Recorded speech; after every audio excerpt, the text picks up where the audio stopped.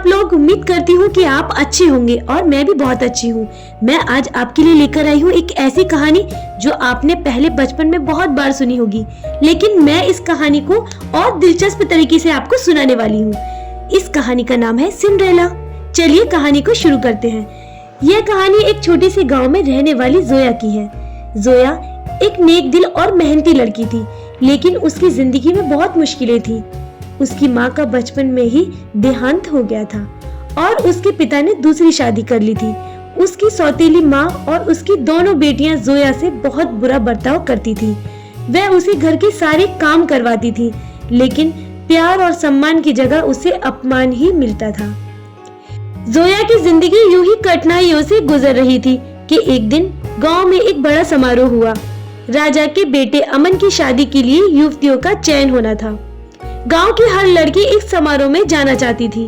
जोया भी चाहती थी कि वह भी समारोह में जाए, लेकिन उसकी सौतेली माँ ने उसे रोक दिया और उसे पुराने कपड़े पहनने के लिए दिए। उदास होकर जोया घर के एक कोने में बैठी थी कि तभी उसकी परी माँ वहाँ प्रकट हुई। परी ने उसके दुख को समझा और उसकी मदद करने का वादा किया। एक झटके में परी ने जोया के पुराने कपड़े पोशाक में बदल दिए और उसे एक सुंदर जूतों की जोड़ी भी दी। परी ने उसे एक शर्त भी बताई कि आधी रात से पहले उसे घर लौटकर आना होगा, वरना 12 बजे के बाद सब कुछ पहले जैसा हो जाएगा। जोया समारोह में पहुंची और उसकी खूबसूरती ने सबका मन मोह लिया, खासकर राजकुमार अमन का। अमन ने जोया के साथ नृत्य किया और दोनों के बीच एक खास जुड़ाव बन गया।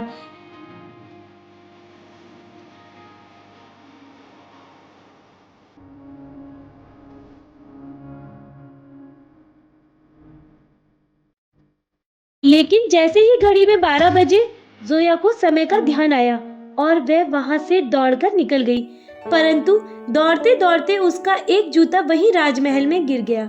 अगले दिन अमन ने पूरे राज्य में उस लड़की की खोज शुरू की कि यह जूता आखिर किस लड़की का है। कई प्रयासों के बाद वह जोया तक पहुंचे। जब जोया ने वह जूता पहना तो वह बिल्कुल फिट आ गया और अमन को उसकी राजकुमारी मिल गई। अमन और जोया ने खुशी खुशी शादी की और हमेशा के लिए खुशी खुशी रहने लगे। जोया और अमन की शादी बड़े धूमधाम से हुई। पूरे राज्य में खुशियां मनाई गई। हर जगह उनकी जोड़ी की चर्चा थी। जोया अब एक साधारण लड़की से राजकुमारी बन गई थी, लेकिन उसके दिल में अभी भी वही सादगी और करुणा थी। उसने अपनी नई जिंदगी में भी अपने गांव और वहां के लोगों को नहीं भुलाया। राजमहल में आकर भी जोया ने अपनी सौतेली माँ और बहनों से कोई द्वेष नहीं रखा। अमन को उसकी महानता और क्षमाशीलता ने और भी प्रभावित किया। एक दिन जोया ने अमन से कहा, मैं चाहती हूँ कि मेरी सौतेली माँ और बहनों को भी एक मौका मिले ताकि वह अपनी गलतियों को सुधार सके। अमन ने जोया की इस बात का सम्मान किया और उसकी सौतेली माँ और बहनों को राजमहल में आमंत्रित किया। जब वह वहां पहुंची तो उन्होंने जोया की इस सादगी और उदारता पर बहुत आश्चर्य किया।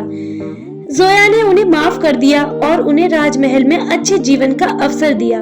उसकी इस दयालुता को देख उसकी सौतेली माँ और बहनों का दिल बदल गया। उन्होंने जोया से माफी मांगी और वादा किया कि वह उसे फिर कभी कोई दुख नहीं देंगी। समय के साथ जोया ने राज्य के प्रशासन में भी अपनी भूमिका निभाई। उसने महिलाओं की शिक्षा और उनके अधिकारों के लिए कई महत्वपूर्ण कदम उठाए।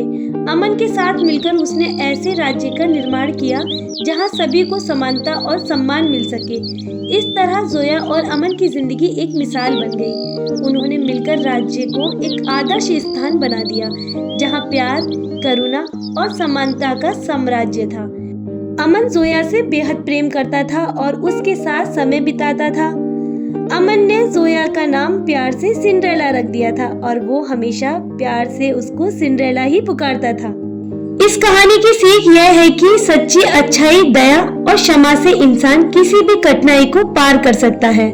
जोया की तरह हमें जीवन में चाहे जितनी भी मुश्किल क्यों ना आए, हमें अपने अंदर की अच्छाई को बनाए रखना चाहिए। इसके अलावा दूसरों को माफ करने और उन्हें सुधरने का एक मौका देने से रिश्ते में प्रेम और आपसी समझ बढ़ती है। कहानी की सीख ये भी सिखाती है कि संघर्षों और कठिनाइयों से घबराने के बजाय उन्हें अपनी मेहनत और दृढ़ संकल्प से पार किया जा सकता है। सबसे महत्वपूर्ण बात यह है कि सच्चा सुख और शांति तभी मिलती है जब हम दूसरों की भलाई और उनकी कल्याण के लिए भी सोचते हैं। इस तरह इस कहानी का अंत हुआ। उम्मीद करती हूँ कि आपको ये कहानी बहुत पसंद आई होगी। हमारी कहानी को अंत तक सुनने के लिए आप सभी का बहुत बहुत धन्यवाद। ऐसी ही मजेदार और हॉरर स्टोरीज के लिए सब्सक्राइब करें हमारा चैनल क्रिएचर ऑफ शैडो।